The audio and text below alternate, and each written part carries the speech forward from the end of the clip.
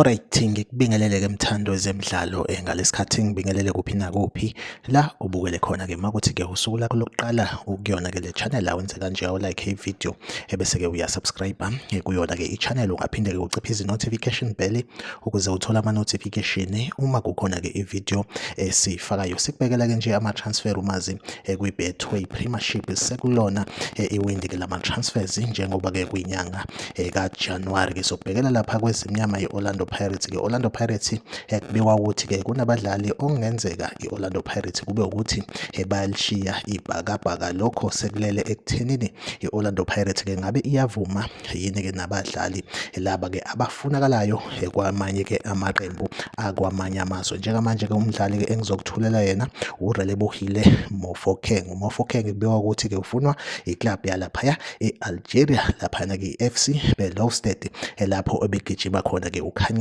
Mayo njengamanje-ke osegijima kwi-Kaizer Chiefs. FC Belouizdad kuthiwa-ke isubmithile i-offer kwi-Orlando Pirates ifuna uRelebohile Mofokeng. Esingazi-ke ukuthi i-Orlando Pirates ngabe-ke izovuma yini naye-ke uRelebohile Mofokeng. Impela kubikwa ukuthi-ke FC Belouizdad kuthiwa-ke imdinga amashushu uRelebohile Mofokeng we-Orlando Pirates-ke. Iyona update engiyiphethe-ke njengamanje, like ivideo usubscribe kuyona-ke i-channel. Mina nawe ngizohlezi ngikhona nginiphathele-ke ama-transfer news kwi-Betway Premiership. Kwamanje-ke ivideo yethu asibambe la, nisale kahle.